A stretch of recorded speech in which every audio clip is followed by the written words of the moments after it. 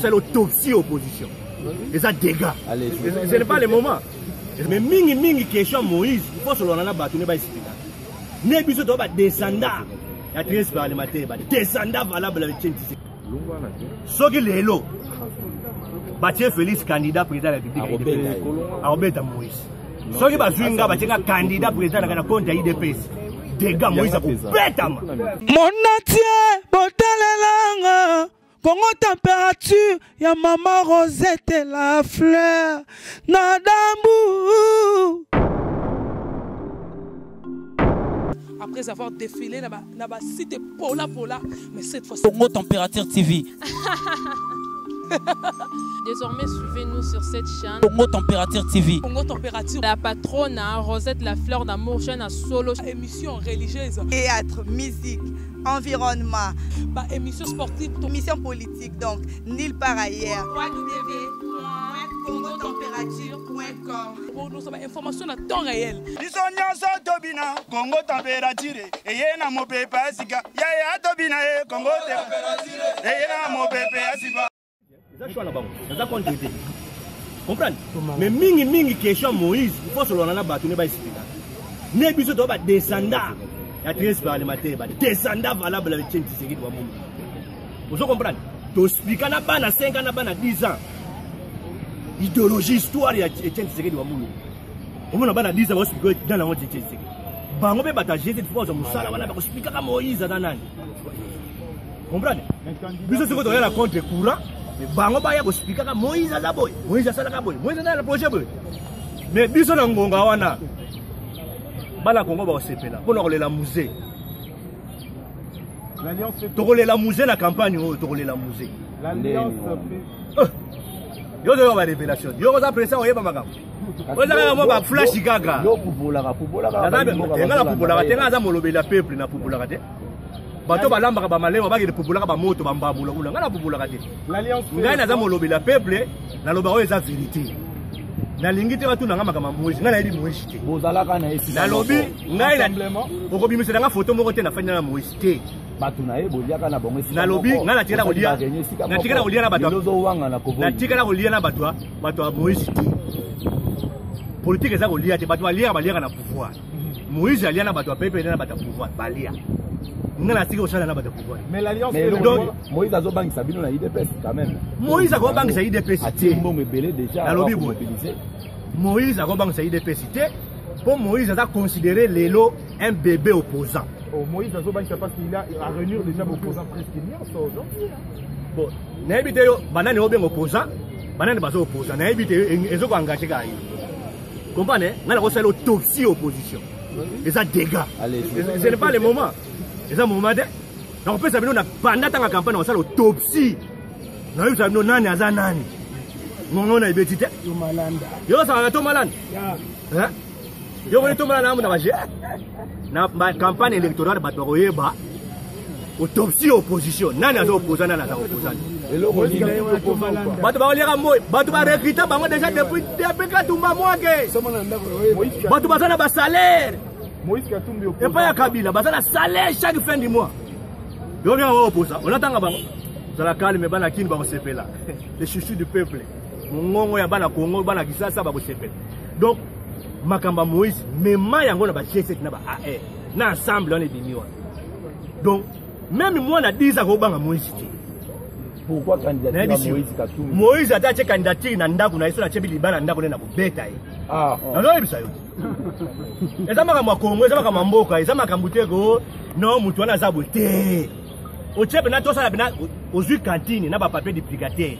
Toke pa na bino na palais. Wana na Kinshasa ou bien na Congo. Na lobby partout. Moïse a ko ata chef de rue. Toye na rue wana. Tobi bana balabala na ba voter. Yes, expliquer makambo ya yebi. Ngabena expliquer makambo na yebi. Totala ba voter. Nazo banga lobby Moïse Somba parce que bino opposant congolais bozaka. Voilà ce que le problème na bino ba journaliste. Pour na bino bosala ouenze ya ba politicien. Na za vendre te.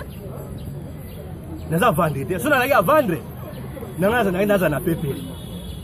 Comprendre? So na ya vendre na za kabiliste. Na za vendre te. La politique. Donc pour la mentalité même bateau ba kota Moïse, ba kete ba somi ba moté. Eza conviction na bango, eza choix na bango moni que non. il y a pour pour soutenir Moïse. Basombi bangote ko za complexité ko ne ba comme ça Moïse quoi milliardaire moko boye lokote. Atala mo iteni ya mbongo na iteni. Et politique. Comprendre Moïse ana mbongo le ka Congo te.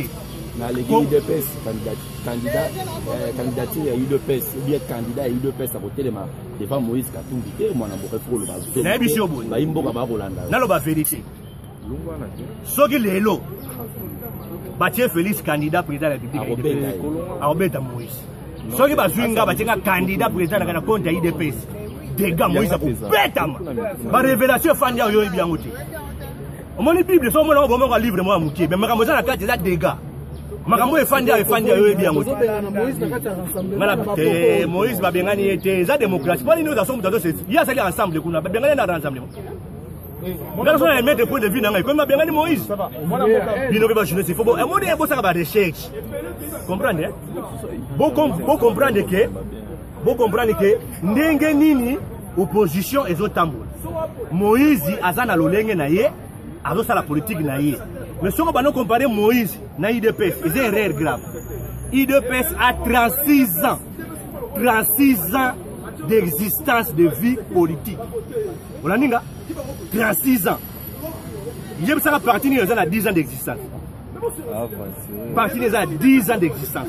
Alors aujourd'hui, la politique est dynamique. Au Moïse Katumbi a eu recours au réuni jusqu'à 100 milliards de dollars pour la 100 milliards et ça calcule. Alors bien un projet de société naïe, est capable de remobiliser 100 milliards. Et ça m'a bêté.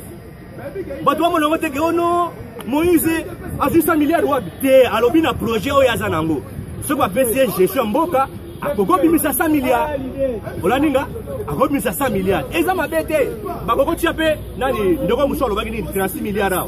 A expliquer que donc il y a Koko bimisa 36 milliards. Comme budget mboka. Noé. Et ça ba idée, ça calcul, ça travail. Donc idée Moïse a lobby que il peut mobiliser pour le compte du Congo 100 milliards, c'est normal parce que le Congo c'est un pays riche.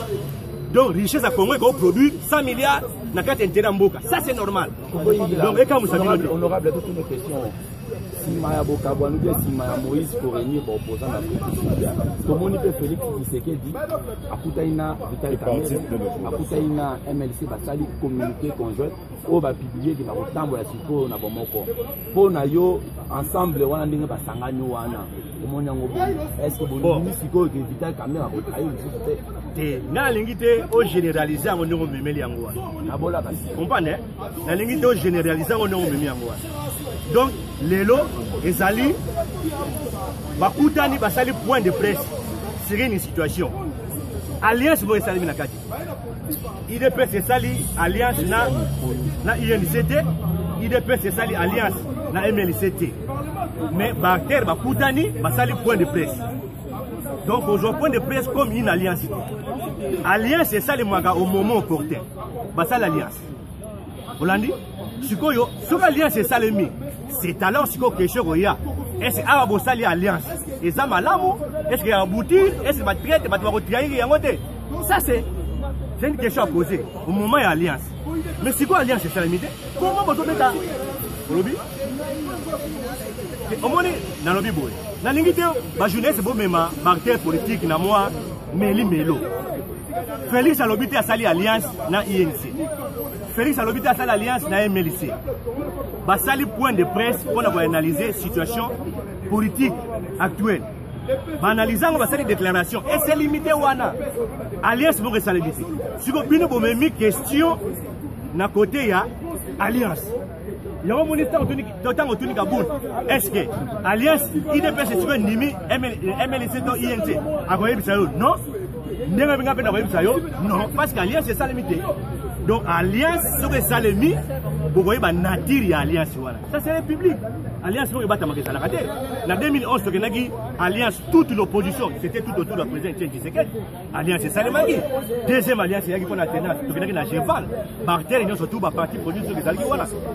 Alliance c'est ça limité. Et comprendre. Donc na lingité bozwa Moïse Katumbi na ndenge bonibo jola wana.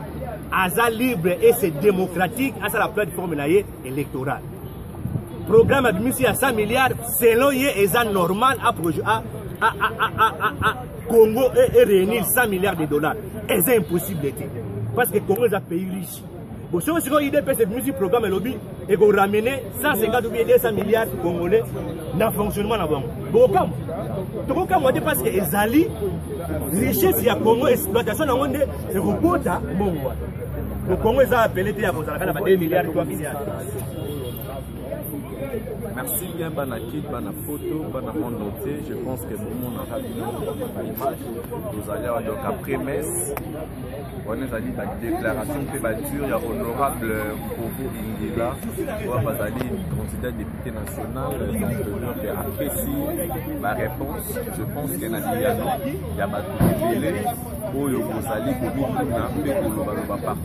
je pense que c'est là les images à laquelle donc on va arriver à pire votre candidat de la presse donc je pense que c'est ça. Merci de votre participation de notre programme sur Congo température.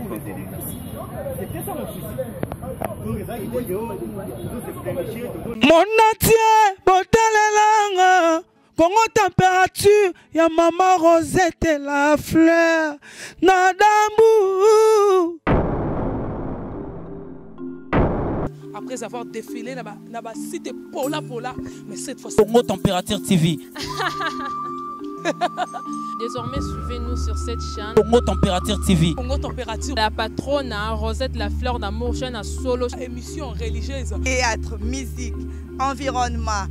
Émission sportive. Émission politique, donc nulle part ailleurs. www.congotempérature.com. Pour nous avoir information à temps réel. Congo température. Et yena mo pepe asika. Ya tobina Congo température. Et yena mo pepe asika.